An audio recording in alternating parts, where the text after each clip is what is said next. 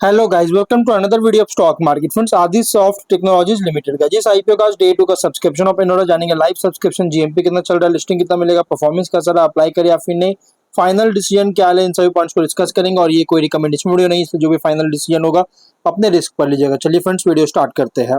तो guys, IPO 23 को open हुआ था 27 अप्रैल, मतलब मंडे को क्लोज किया जा रहा है। 30 अप्रैल का लिस्टिंग डेट रखा गया। 10 रुपीज का फेस वैल्यू, 163 टू 172 रुपीज पर शेयर की प्राइस बैंड, 800 शेयर्स की लॉट साइज है और fresh capital IPO book built IPO है। 74 करोड़ का इशू साइज, 43.1 लाख शेयर्स का इशू किया गया। हेम फिनलीज मार्केट मेकर है और जिसमें गाइस अगर हम बात करें एनएससी एसएमई प्लेटफॉर्म पर लिस्टिंग किया जा रहा है। अलॉटमेंट डेट 28 अप्रैल को, 29 को रिफंड रिलीज किया जाएगा।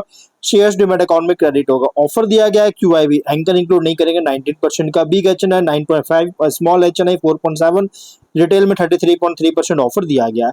रिटेल ओनली 2 लॉट अप्लाई कर सकते हैं। 1600 शेयर्स मिलेंगे, 2.7 लाख पे करना पड़ेगा। Small HNI minimum 3 lot apply कर सकते हैं, 4.1 लाख रुपीज पे करना पड़ेगा। मैक्सिमम 7 लॉट अप्लाई कर सकते हैं, 9.6 लाख रुपीज पे करना पड़ेगा। Big HNI minimum 8 lot apply कर सकते हैं, 11 लाख रुपीज पे करना पड़ेगा। मैक्सिमम कोई लिमिट नहीं है, लेकिन अगर स्मॉल एचएनआई बिग एचएनआई में 5 टाइम सब्सक्राइब होता है, चाहे स्मॉल एचएनआई हो या बिग एचएनआई, जिस भी कैटेगरी में 5 टाइम सब्सक्राइब होगा उस कैटेगरी में मिनिमम लॉट लॉट होगा। जैसे small HNI only 3 lot, big HNI only 8 lot allotment किया जाएगा। एंकर से 21.1 करोड़ का फंड रेज कर चुका है।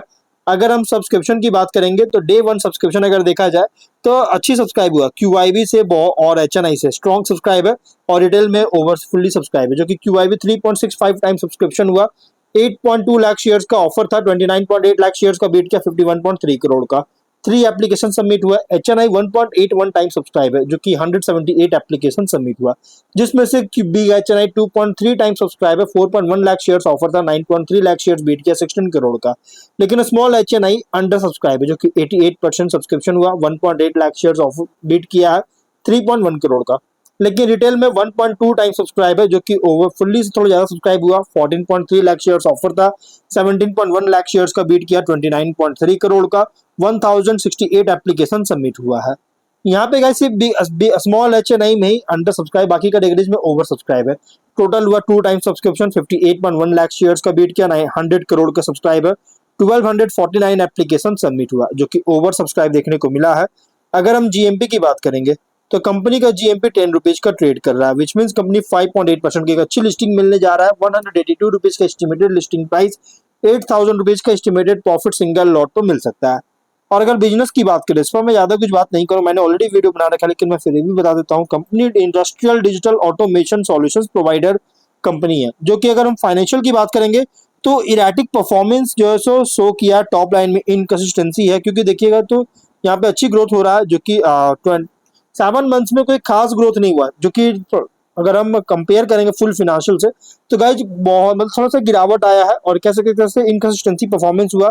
क्योंकि 24 में तो बहुत ही शानदार ग्रोथ किया 23 से, लेकिन 25 में वही उतना कोई खास इंक्रीज नहीं किया। लेकिन बॉटम लाइन में अगर देखिएगा तो अच्छी ग्रोथ होता हुआ नजर आ रहा है। बॉटम लाइन में ग्रोथ देखने को मिल रहा है, जो कि 16 करोड़ का इस बार का प्रॉफिट है 25 में, और 24 में था 11.7 करोड़ का। 7 मंथ्स में 3.7 करोड़ का प्रॉफिट है, जो कि एक अच्छी ग्रोथ देखने को मिल रही है।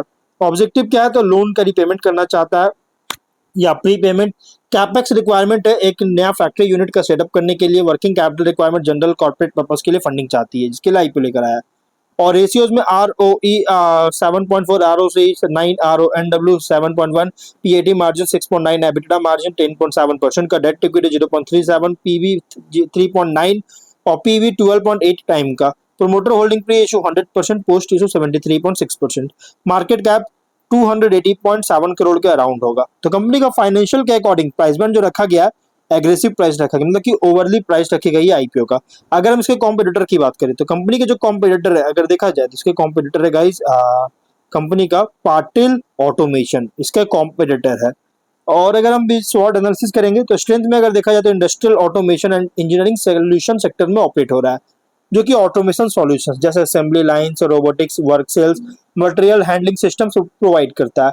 स्ट्रॉन्ग एक्सपर्टाइज है digital automation manufacturing process integration में, और ऑटोमोटिव ओईएम और इंडस्ट्रियल मैन्युफैक्चरिंग क्लाइंट्स को सर्व करता है।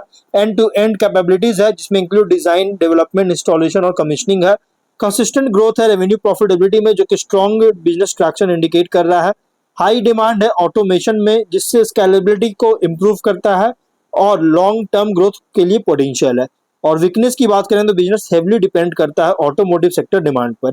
रेवेन्यू कॉन्सेंट्रेशन रिस्क है, क्योंकि लार्ज इंडस्ट्रियल क्लाइंट्स लिमिटेड होने के कारण।